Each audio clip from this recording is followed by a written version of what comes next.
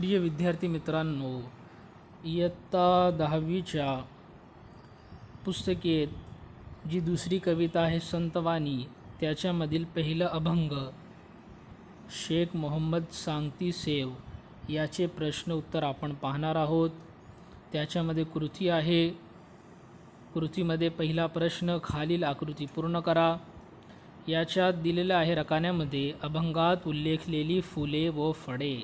तर या अभंगात आपण बघितले की जी फुलांची आणि फळांची नावे आलेली आहेत ते आपल्याला इथे लिहायचे आहे। तर केवडा, फणस आणि नारळ ही नावे या अभंगात आलेली आहेत। केवडा हा एक फूल आहे आणि फणस आणि नारळ ही फळे आहेत। प्रश्न दुसरा बघूया।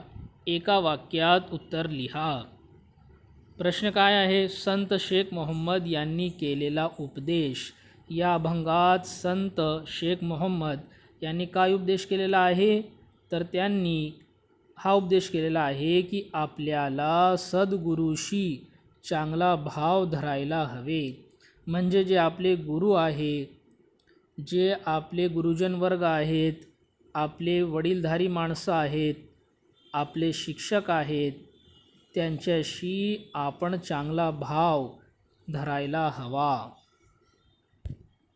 पुढच्या व्हिडिओमध्ये आपण पुढचा प्रश्न पाहू।